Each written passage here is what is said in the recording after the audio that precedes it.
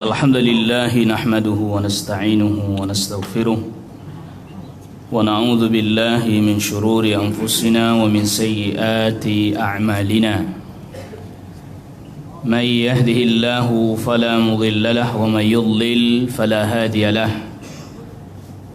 أشهد أن لا إله إلا الله وحده لا شريك له وأشهد أن محمدا عبده ورسوله يا أيها الذين آمنوا اتقوا الله حق تقاته ولا تموتن إلا وأنتم مسلمون يا أيها الناس اتقوا ربكم الذي خلقكم من نفس واحدة وخلق منها زوجها وبث منهما رجالا كثيرا ونساء واتقوا الله الذي تساءلون به والأرحام إن الله كان عليكم رقيبا يا أيها الذين آمنوا اتقوا الله وقولوا قولا سديدا يصلح لكم أعمالكم ويغفر لكم ذنوبكم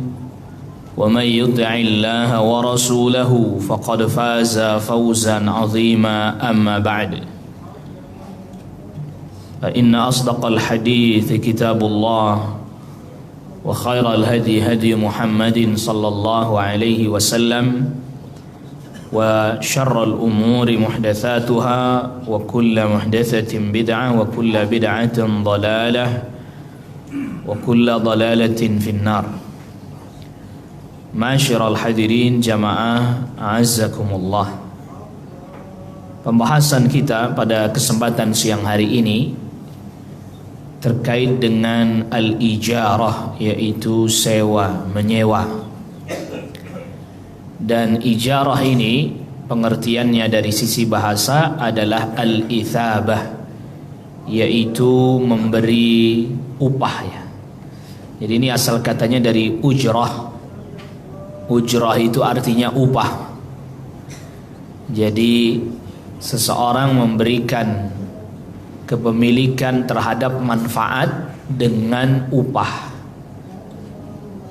Jadi definisi secara istilah tamliku manfaati raqabatin bi'iwadin, memberikan kepemilikan pada manfaat dengan upah tertentu. Jadi yang ditransaksikan di dalam ijarah ini jasa ya, manfaat, bukan barangnya, bukan, tetapi manfaatnya. Dan hal ini disyariatkan seperti misalnya menyewa untuk menyusui anak. Dahulu orang-orang Arab seperti itu, disusui sama ibunya sebentar lalu kemudian disusui sama orang lain, itu ada upahnya, dibayar. Fa in arda'na lakum fa'atuhunna ujurahun. Apabila kaum wanita itu menyusui anak kalian, maka berikanlah upah mereka. Ini yang di surat At-Talaq ayat ke-6. Jadi dia disewa untuk menyusui anaknya. Lalu kemudian juga di dalam Al-Quran juga tentang sewa, itu seperti kisahnya Nabi Allah Musa alaihissalam. Nabi Musa alaihissalam ada dua orang wanita ketika lari meninggalkan Mesir, karena Nabi Musa alaihissalam membantu salah seorang dari kaumnya, yaitu orang Bani Israel yang bertikai dengan orang Qibti Mesir. Qibti itu aslinya Mesir, itu Qibti. Akhirnya dipukul oleh Nabi Musa, yang orang Qibti itu langsung sekali pukul mati dia. Lantas kemudian Nabi Musa menghindar, meninggalkan Mesir. Ketika meninggalkan Mesir, di tengah perjalanan dilihat ada dua orang wanita kejauhan, terus kemudian ada segerombolan laki-laki sedang mengambil air.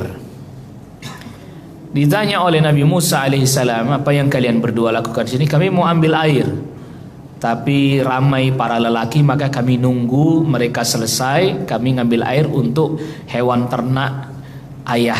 Jadi yang dia gembalakan, yang mereka gembalakan, kambing punya ayahnya. Akhirnya kemudian Nabi Musa alaihissalam membantu mereka berdua diambilkan air untuk hewan yang digembalakan oleh mereka berdua. Setelah itu mereka pulang. Ya pulangnya jalan di depan, saya jalannya di belakang aja. Di tengah perjalanan ada angin berhembus, sehingga pakaiannya wanita ini nempel gitu. Tadinya tidak nempel, longgar, karena kena hembusan angin jadi nempel ke apa? Ke badannya. Kata Nabi Musa, berhenti. Ya mereka pakai hijab, ya pakai jilbab, cuma karena kena hembusan angin jadi nempel ke tubuhnya. Berhenti. Kalian jalannya di belakang aja, saya yang jalan depan. Jadi mengganggu sudah itu. Itu tidak tersingkap, apalagi tersingkap itu. Jadi tidak tersingkap saja sudah mengganggu itu. Di belakang. Nabi Musa jalan depan, nanti arahkan belok kemana. Sampai di rumah bertemu dengan ayah mereka berdua. Lalu kemudian salah seorang dari anak perempuan ini berkata kepada ayahnya, qalat ihdahuma, salah seorang di antara dua anak perempuan ini berkata, ya abatistajirhu, wahai ayah, pekerjakan laki-laki ini. Inna khaira man istajartal qawiyul amin, sesungguhnya sebaik-baiknya orang yang kau pekerjakan adalah yang kuat. Maksudnya kuat itu kompeten, punya kemampuan. Al-amin, yang amanah.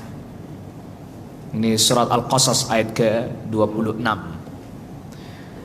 Ya, akhirnya kemudian Nabi Musa alaihissalam ya dipekerjakan, ya jadi penggembala kambing untuk ayah mereka selama 8 tahun. Gitu ya. Tapi upahnya menyenangkan, saya nikahkan kamu dengan anak saya. Nanti kalau sampai 10 tahun kamu gembalakan kambing saya, punya ini kambing-kambing ini punya anak, buat kamu anaknya. Masya Allah. Ya itu ya. Jadi Nabi Musa alaihissalam dipekerjakan, dan di dalam ayat ini disebutkan 2 syarat kalau mau mempekerjakan orang. Jadi ini akad karyawan itu akadnya ijarah, Pak. Karyawan pekerja itu namanya akadnya ijarah. Dia disewa keahliannya, kemampuannya, lalu kemudian dibayar dengan yang disepakati. 2 syaratnya. Yang pertama al-qawiyyu, yang kuat, artinya punya kemampuan, kompeten di bidangnya. Yang kedua al-aminu, yaitu apa? Amanah. Kalau ada orang dia pintar, cerdik, pandai, kompeten, tapi tidak amanah, bahaya kan ini. Ada orang amanah tapi nggak punya kemampuan, gimana mau dipekerjakan? Nggak punya kemampuan di bidangnya. Jadi 2 gitu ya. Ya dia kuat, ya dia amanah.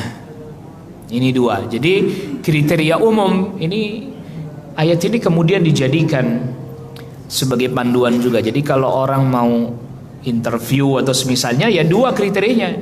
Dia amanah atau tidak. Dia punya kompetensi di bidang yang dia mau isi sebagai karyawan atau tidak. Dia punya kemampuan nggak? Kalau punya kemampuan, bagaimana dia mau bekerja? Ya bahkan apalagi kalau seperti sekarang, perusahaan-perusahaan yang besar, ya multinasional dan seterusnya, nah dia punya standarnya sendiri. Ini orang punya kemampuan nggak, kompetensi.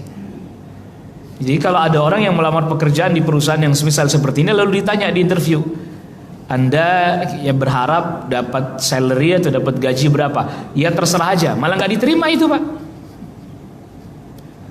Oh iya, kalau perusahaan besar multinasional ditanya Anda mau dapat gaji berapa? Ya terserah aja, malah nggak diterima itu. Yang kayak gini nggak diterima. Kenapa? Karena bisa jadi ini orang belum berpengalaman, makanya dia bilang begitu. Gitu ya. Atau dia tidak mengerti tanggung jawab yang akan dia tunaikan. Atau yang ketiga, nih orang nggak niat kerja. Begitu ya.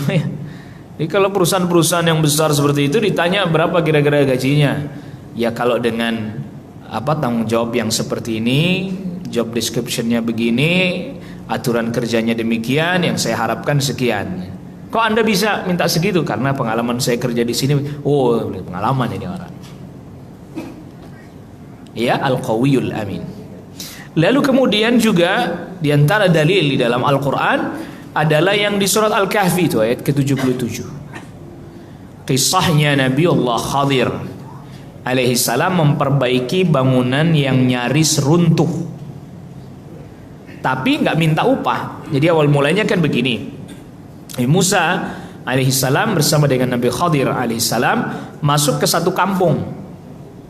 Mereka kehabisan bekal, minta supaya ya dijamulah, diberikan bekal, makanan dan seterusnya. Ternyata orang di kampung itu tidak mau kasih itu ke mereka berdua. Nah, lantas kemudian didapati di kampung itu ada bangunan yang hampir runtuh. Fawajada fiha jidaran yuridu an yanqadda faqamah. Keduanya yaitu Nabi Musa dan Nabi Khadir mendapati ada bangunan yang hampir runtuh. Maka kemudian Nabi Khadir memperbaikinya supaya bangunan itu jadi tegak kembali. Apa kata Nabi Musa alaihissalam? Qala law syi'ta lattakhadhta alaihi ajra. Kalau Anda mau, Anda bisa minta upah nih kepada penduduk kampung ini, karena Anda sudah perbaiki salah satu bangunan yang ada di kampung ini. Dan ternyata itu milik anak yatim. Ya, dua anak yatim yang harta dari orang tuanya tersimpan di situ. Kalau bangunan itu runtuh, maka nanti hartanya bisa diambil orang. Makanya Nabiullah Khadir alaihissalam tidak mengambil upah. Tapi kalau seandainya ada seseorang mengerjakan itu, lalu kemudian dia mengambil upah, boleh. Nah, ini jadi dalil bahwa boleh seseorang mengambil upah dari pekerjaannya, dari keahlian yang dia miliki. Bahkan Nabi SAW kata Ummul Mukminin Aisyah radhiyallahu anha, sebagaimana ini diriwayatkan oleh Imam Al-Bukhari, bersama dengan sahabat Abu Bakar menyewa seorang ahli penunjuk jalan. Ketika Nabi SAW dengan sahabat Abu Bakar As-Siddiq radhiyallahu anhu hijrah ke Madinah, mereka berdua menyewa penunjuk jalan. Kata Ummul Mukminin Aisyah radhiyallahu anha, wastajara an-nabiy sallallahu alaihi wasallam wa Abu Bakr rajulan min Bani Dil, thumma min Bani Abdi bin Adi hadiyan khirrita. Nabi dan sahabat Abu Bakar menyewa seseorang dari Bani Dil, kemudian Bani Abdi bin Adi sebagai penunjuk jalan yang mahir. Ya, dia yang jadi penunjuk jalan. Jadi penunjuk jalan pada saat itu betul-betul punya keahlian luar biasa. Mampu melacak jejak, bahkan mampu melacak dengan kotoran hewan aja dia tahu. Wah, ini kotoran hewan onta orang Madinah nih, dia tahu itu. Itu ya. Termasuk juga dia ahli bisa membaca arah dengan bintang-bintang. Bintang. Oh, ini arahnya ke sana. Itu namanya penunjuk jalan. Hadiyan khirrita. Yang kalau seandainya orang-orang di masa itu dilepas di padang pasir, nggak dikasih kompas, nggak ada GPS, bisa pulang mereka. Bisa pulang. Orang sekarang ahli nautik, nggak dibekalin kompas, nggak ada GPS, nggak bisa pulang dia. Walaupun dia ahli nautik, gitu ya. Iya. Tapi orang dulu tuh, orang-orang Arab dulu yang penunjuk-penunjuk jalan ini dilepas sendirian, pulang dia. Kenapa Nabi SAW menyewa penunjuk jalan? Karena ini Nabi SAW melewati jalur yang tidak biasa dilewati orang banyak. Ya tidak biasa dilewati orang banyak. Karena yang biasa dilewati nanti ketahuan Nabi SAW ketika hijrah ke Madinah. Nah, lalu kemudian selanjutnya, apa yang boleh disewakan? Apa saja yang boleh disewakan?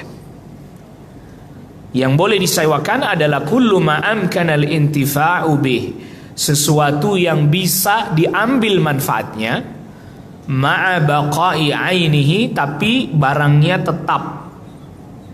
Sahhat ijaratu, maka sah disewakan, malam yamna' min dzalika mani'un syar'iyyun, selama tidak ada larangan syar'i. Ada orang punya barang yang pemanfaatannya barangnya habis, itu nggak bisa disewain. Ya contohnya misalnya pisang goreng gitu Pak. Saya sewakan pisang goreng. Pisang goreng kan pemanfaatannya dimakan, habis barangnya, nggak bisa disewakan yang begini. Jadi barang yang dimanfaatkannya adalah dengan habis barangnya tersebut, fisiknya habis, nggak bisa disewakan. Ya diperjualbelikan, tapi nggak disewakan. Jadi barangnya mesti utuh, karena yang diambil hanya manfaatnya, kegunaannya. Mobil disewakan bisa, motor disewakan bisa, rumah disewakan bisa. Selama tadi manfaatnya bisa diambil tapi fisiknya tidak habis. Ya kalau yang pemanfaatannya adalah dengan habis hilang fisiknya, tidak bisa disewakan, jual belinya bisa. Selama, ini ada catatan penting, selama tidak ada larangan dalam pemanfaatan itu dari syariat. Kalau ada pelarangan maka ya nggak boleh disewakan. Alat musik nggak boleh disewain, karena memang pemanfaatannya haram. Nyewain gitar, nyewain organ misalnya ya, tidak diperkenankan, tidak diperbolehkan. Jadi haram itu tidak diperkenankan, karena ada larangan dari syariat. Dia sewakan itu, tidak diperkenankan menyewakan barang-barang yang seperti itu. Lalu kemudian wa yushtaratu an takuna al-'ainul mu'ajjaratu ma'lumah. Barang yang disewakan harus jelas. Pak, saya mau nyewa mobil. Oh iya, mobil saya ada 10. Mobilnya yang mana? Yang mana aja? Tidak boleh, harus yang ini. Saya mau ngontrak rumah. Ya kontrak yang mana aja, saya punya sekian pintu. Enggak, harus jelas yang ini sekian harganya. Karena bisa jadi berbeda-beda angkanya. Kecuali tadi kalau satu dengan yang lain sama nilainya, harga sewanya sama, silakan Anda pilih. Tapi kalau misalnya itu berbeda-beda, ya harus ditetapkan yang ini sekian, yang ini sekian, yang ini sekian.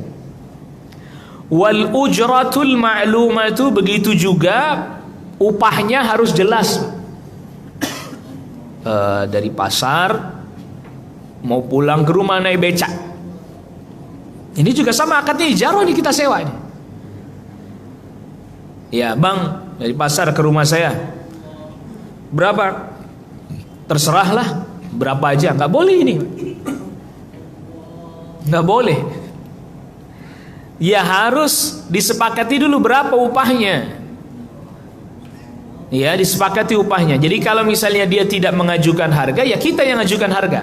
Berapa bang dari rumah, dari pasar ke rumah? Ya terserah, bayar berapa aja. 20.000 mau nggak? Berapa aja? 20.000 mau nggak? Bilang mau atau enggak? Karena apa? Supaya nanti tidak terjadi an-niza'. Niza' itu perselisihan. Di belakang tidak terjadi perselisihan. Karena kadang ada itu, bayar berapa aja sampai di tempat kasih 20.000. Wah, kurang segini mah. Kan jauh lah, tadi katanya berapa aja. Ini nggak benar. Di berpotensi ada perselisihan, ada niza'. Jadi jangan berapa aja, bayar berapa, ajukan. Begitu juga lamanya menyewa, berapa lama. Misalnya kalau dia kontrak dan seterusnya, berapa lama? 1 tahun, 2 tahun, mesti jelas. Kalau memang orang itu disewa untuk satu pekerjaan, pekerjaannya harus jelas, nau'ul amal. Pekerjaannya mesti apa? Mesti jelas. Kamu kerja sama saya misalnya sebagai driver. Ya, tugasnya driver ini. Upahnya setiap bulan sekian. Uang makannya misalnya kalau ada tiap harinya sekian. Setuju? Setuju? Nah, gitu ya. Nah, satu ketika misalnya nih drivernya kita suruh untuk ada apa namanya kebun nggak beres, tolong dong kebunnya beresin. Ya, dia nggak mau, emang bukan bagian tugasnya, dia nggak mau, ya nggak apa-apa. Jangan terus Anda marah. Kadang ada orang begitu. Jadi misalnya dia punya kebun di rumah berantakan, dia tugasnya cuma driver nih. Dimintai bantuan, tolong, dia nggak mau, ya nggak apa-apa, boleh. Karena itu bukan bagian dari tugasnya. Kalau dia mau, itu berarti itu adalah tambahan dari dia sebagai kebaikan dia buat kita. Tapi kalau dia tidak mau, ya nggak apa-apa, bukan tugasnya. Ya, ini kadang sebagian kita suka marah itu. Ini nggak mau, gitu. Karena bukan tugasnya. Nah, makanya perlu dipertegas ini bentuk-bentuk kerjanya apa saja. Ya, maka tadi kita sudah sebutkan ketika Nabi Musa alaihissalam dipekerjakan, kata ayahnya dua anak perempuan ini, inni uridu an unkihaka ihda ibnatayya hataini ala an ta'jurani thamani hijaj. Saya ingin nikahkan kamu dengan salah satu putri saya. Mas kawinnya nggak usah bayar, Anda kerja sama saya 8 tahun. Fa in atmamta 10 fa min indik. Kalau sampai 10 tahun Anda kerja sama saya, lalu kemudian kambingnya ini punya anak, ini buat kamu. Ini tadi di surah Al-Qasas ayat ke-27. Nabi Musa alaihissalam mau. Dia mau. Nah, itu ya. Dan begitu juga di masa Nabi sallallahu alaihi wasallam terjadi sewa tanah dengan emas dengan perak. Makanya kita udah jelaskan bedanya di pertemuan-pertemuan sebelumnya. Kalau akadnya muzara'ah bagi hasil, ya, maka nanti di akhirnya atau pas setelah panen baru dibagi hasil panennya. Tapi kalau saya punya sawah, saya sewakan, nggak nunggu panen, bayar setahun misalnya 10 juta, sini bayar dah. Bayar dah. Dia panen banyak, dia panen sedikit, buat dia semua. Karena kita hanya menyewakan. Itu kalau sewa akadnya. Tapi kalau akadnya muzara'ah bagi hasil, ya nanti tunggu panen baru dibagi. Kalau dapat pas lagi berhasil banyak, ya banyak. Panennya ternyata sedikit. Nah, itu yang perlu kita ketahui. Lantas kemudian selanjutnya Nabi sallallahu alaihi wasallam sabdakan, hadis diriwayatkan sahabat Abdullah bin Umar, dikeluarkan Ibnu Majah, u'tul ajira ajrahu qabla ay yajiffa 'araqu. Berikan pekerja upahnya sebelum kering keringatnya. Artinya ya dibayar. Bayar. Kalau memang kesepakatannya bulanan misalnya, gajinya ya dibayarkan setiap bulannya. Masya Allah, nunggaknya 3 bulan ini. Bukan kering itu, kering, basah kering lagi, basah kering lagi, sudah itu. Jangan, ini kezaliman. Ya, ini kezaliman. Dan Allah Subhanahu wa taala akan menjadi musuh bagi mereka orang-orang yang tidak bayarkan upah pegawainya. Nggak boleh. Ya, pegawai nggak dibayarin upahnya nggak boleh, nggak diperkenankan. Dia udah kerja, lalu kemudian nggak dibayar, nggak digaji, ini nggak boleh ini. Rasul sabdakan, qala Allah Taala, Allah Subhanahu Wa Taala berfirman hadis qudsi ini, thalathatun ana khasmuhum yaumal qiyamah. Allah Rabbul Alamin katakan 3 golongan saya jadi musuh dia nanti pada hari kiamat. Yang pertama, rajulun a'ta bi thumma ghadar, seseorang yang dia bersumpah dengan menyebut nama Allah tapi kemudian dia ingkar. Dia khianat. Boleh ini orang bersumpah dengan menyebut nama Allah, dia khianat ya. Termasuk orang jual sesuatu sumpah menyebut nama Allah tapi dia bohong. Ya, demi Allah nih saya nggak untung, padahal udah untung, cuman kurang banyak aja. Ini gak usah pakai sumpah, bilang aja saya belum bisa jual ini kepada Anda dengan harga segitu, tambahkan lagi, ya itu betul. Tapi gak usah pakai sumpah. Yang kedua adalah warajulun ba'a hurran. Ini menjual orang merdeka dijadikan budak. Fa'akala thamanah, lalu dia menikmati hasilnya. Ini human trafficking. Ya, human trafficking. Jual apa? Jual manusia. Emang ada Ustaz? Ada. Di mana Ustaz? Indonesia, nggak usah jauh-jauh, Pak. Ada sebagian orang nih datang ke kampung-kampung gitu kan, mau kerja nggak sama saya? Nggak taunya dijual itu. Ya, nggak taunya dijual. Gitu. ayo kerja ke luar negeri, mau nggak ini saya salurkan ke luar negeri misalnya. Nggak taunya TKW dan seterusnya, nggak taunya dijual Pak, dijual. Nah, akhirnya yang majikannya yang di sana mengira dia itu udah dibeli alias budak. Ya akhirnya diperlakukan seperti budak lah ya, termasuk digauli sebagaimana menggauli istri dan seterusnya. Nah ini rusak, ini tidak benar, ini trafficking, human trafficking. Ya naudzubillah. Dan yang ketiga yang Allah katakan bahwa Allah musuh mereka nanti pada hari kiamat adalah warajulun istajara ajiran fastawfa minhu wa lam yu'tihi ajrahu. Seseorang yang mempekerjakan karyawan, karyawannya kerja bagus, beres, tapi upahnya tidak dibayarkan. Nauzubillah. Ya nggak boleh dibayarkan upahnya. Nah, termasuk juga ini tidak diperkenankan menyewakan budak, ya, menyewakan budak untuk berzina, nggak boleh. Nauzubillah. Jadi ada kata sahabat Jabir bin Abdullah, ada budak perempuan miliknya Abdullah bin Ubay bin Salul, tokoh munafik. Namanya Musaikah. Satu lagi namanya Umaymah. Dipaksa mereka berdua untuk berzina. Yang lalu kemudian upahnya diambil sama tuannya. Dua budak perempuan ini datang kepada Rasulullah SAW mengadu. Lalu kemudian Allah Subhanahu wa taala turunkan firman-Nya, ayat yang ada di dalam surat An-Nur ayat yang ke-33, yaitu firman Allah Subhanahu wa taala, wala tukrihu fatayatikum 'alal bigha'i in aradna tahassuna. Jangan kalian paksa budak perempuan kalian untuk berzina kalau memang ternyata mereka ingin menjaga diri mereka. Kalian paksa litabtaghu 'aradal hayatid dunya, dalam rangka mencari harta dunia. Wa may yukrihunna fa innallaha min ba'di ikrahihinna ghafurur rahim.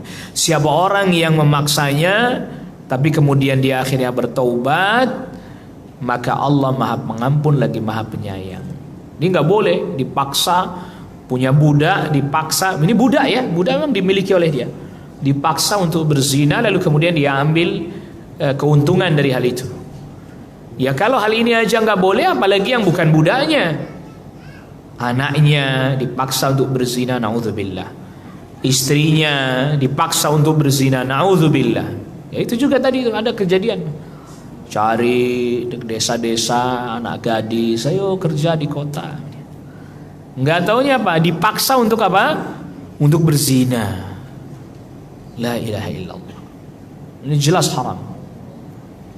Begitu juga Rasulullah sallallahu alaihi wasallam melarang, ini tadi jelas mahril baghi, yaitu tadi upah dari para pezina, nggak boleh. Hulwanil kahin, upah yang didapat oleh para dukun. Dukun datang pasien, ini ada kasus begini gimana, maharnya sekian. Nah itu bahasanya dukun, maharnya itu haram, upahnya itu haram. Begitu juga Nabi sallallahu alaihi wasallam melarang menyewakan ini tadi asbil fahl, pejantan. Misalnya saya punya kambing jantan bagus nih, saya sewain. Siapa nih yang biar supaya dia berhubungan sama betinanya yang punyanya orang, lalu kemudian punya anak biar bagus karena ini pejantan saya bagus. Nggak boleh ini, disewain. Ini prostitusi hewan, nggak boleh. Jadi gimana Pak Ustadz? Ya kalau dia ini saya nggak nyewain nggak. Tapi kalau Anda mau nggak apa-apa. Ini kambing jantan saya semalam saya taruh di tempat Anda yang biar kambing betinanya itu diambilin sama dia. Tapi nggak diambil upah. Iya, tidak boleh mengambil upah. Ya untung dia dong. Ya kalau nggak mau ya udah. Kan Anda beli kambing betina, ya biar bersama dengan kambing jantan punya keturunan, lalu kemudian diambil manfaatnya oleh kita sendiri pemiliknya. Tapi disewakan tidak boleh. Dia disewakan tidak boleh. Nah, lalu kemudian selanjutnya bagaimana dengan upah membaca Al-Quran? Telah datang sejumlah hadis yang mengatakan atau melarang seseorang mengambil upah dari baca Al-Quran. Rasul sallallahu alaihi wasallam sabdakan, "Iqra'ul Qur'ana wa la ta'kulu bih wa la tastakthiru bih wa la tajwu anhu wa la taghlu fih." Baca Al-Quran, jangan kalian makan dengannya. Jangan kalian ngumpul-ngumpulin harta dengannya. Ya, jangan kalian juga menjauhi Al-Quran, jangan juga ghulu. Dan Nabi juga sabdakan, iqra'u, bacalah Al-Quran. Fakullun hasan, semuanya bagus. Wa sayaji'u aqwamun yuqimunahu kama yuqamul qidah. Yata'ajjalunahu wa la yata'ajjaluna. Dan akan datang satu kaum, dia memperbagus lafaz-lafaznya Al-Quran, bacaan-bacaannya, bahkan sebagiannya berlebihan dalam memperhatikan dan meniru lagu-lagu. Ini juga, ini sebagian para ulama katakan nggak boleh, Mak. Niru-niru lagu-lagu, maksa-maksain itu ya, gitu. Syekh Sudais ya nggak usah ditiruin udah. Tapi kalau kemudian kita karena sering dengar akhirnya spontan baca jadi langgamnya rada mirip dengan Syekh Sudais, nggak apa-apa. Tapi kan ada orang yang memang kerjanya sengaja niru-niruin. Waduh, mampu menirukan sekian qari gitu, mirip Syekh Sudais, mirip Syekh ini, mirip Syekh itu. Enggak, kita tidak dianjurkan. Tapi kalau kita misalnya sering dengar murotalnya Syekh Sudais kah, sering dengar murotalnya Syekh misalnya Rasid kah misalnya, lalu kemudian kita jadi bacaannya jadi rada mirip langgamnya, nggak ada masalah. Tapi tadi menyengaja niru-niru, yang ini ditiruin sampai persis banget, sampai mirip banget. Yang itu ditiruin sampai persis banget, sampai mirip banget. Nah, itu tidak. Karena pasti suara orang beda-beda jenisnya. Ya, beda-beda jenisnya.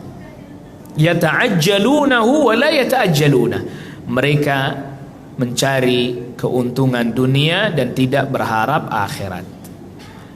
Dan begitu juga Nabi sallallahu alaihi wasallam sabdakan, ta'allamul Qur'an, belajarlah Al-Qur'an, wasallallaha bihi al-jannah, dan mohonlah kepada Allah dengan belajar Al-Qur'an ini surga. Qabla ay yata'allamuhu qaumun yas'aluna bid dunya, sebelum ada yang mempelajarinya satu kaum tapi berharap dunia. Karena ada 3 golongan yang mempelajari Al-Quran. Fa innal Qur'an yata'allamuhu thalathah, 3 golongan. Rajulun yubahibi, berbangga-bangga dengan Al-Quran. Wa rajulun yasta'kilu bi, betul-betul memang itu dijadikan sarana untuk mendapatkan keuntungan dunia semata. Wa rajulun yaqra'uhu lillah, dan orang yang membaca karena Allah. Saya pernah dapati ada satu video di Pakistan, la'allahu di Pakistan. Jadi orang membaca Al-Quran, lalu datang orang nyawer duit. Nauzubillah, ini enggak boleh. Ada yang bagi. Ini enggak boleh. Kayak orang nyawer dangdut gitu. Astagfirullah. Dia orang baca Al-Quran, datang dia bawa duit lalu sawer seret. Enggak diperkenankan. Iya. Lah, Ustaz, lalu gimana dengan pengajar Al-Quran? Bolehkah dengan dia mengambil upah? Pengajar Al-Quran, para pengajar Al-Quran. Di hadis yang lain Nabi sallallahu alaihi wasallam sabdakan, inna ahaqqa ma akhadtum bihi minal ajr kitabullah. Sesungguhnya sesuatu yang paling berhak kalian mengambil upah darinya adalah kitabullah. Dari sini para ulama katakan para pengajar Al-Quran boleh diambil upahnya. Bagaimana dengan para imam masjid? Pernah ditanyakan kepada Syekh Mansur Hasan Al-Salman tentang masalah ini. Imam masjid dia bukan diupah karena baca Al-Qurannya, tapi karena dia menyediakan waktunya. Ya, dia menyediakan waktunya untuk dia bertugas imam ini, bukan karena baca Al-Qurannya. Nah, ini yang perlu difahami. Jadi dalam masalah ini, wallahu alam, tadi kalau orang semata-mata dia baca Al-Quran tapi kemudian dia berharap upah dari itu, tidak diperkenankan. Tetapi kalau dia mengajarkan Al-Quran dan seterusnya dan akhirnya waktunya habis karena ngajarin Al-Quran sehingga dia tidak sempat bekerja dan seterusnya, dia berhak mendapatkan upah dari itu karena waktunya tadi habsul waqt. Sebagaimana tadi para imam, ya itu dia tidak sempat karena dia ada jadwal jam sekian harus tugas dan seterusnya, sehingga dia tidak sempat untuk bekerja. maka kemudian dia diberi upah karena sebab dia waktunya yang disita atau yang diambil itu. Adapun baca Al-Qur'annya tidak. Wallahu taala ala wa alam. Nah, ini yang bisa kita bahas pada pertemuan kita kali ini. Wassallallahu ala nabiyina Muhammadin wa alihi washabbihi wa sallama tasliman katsira. Subhanakallah bihamdik, asyhadu an la ilaha illa anta astaghfiruka wa atubu ilaik. Assalamualaikum warahmatullahi wabarakatuh.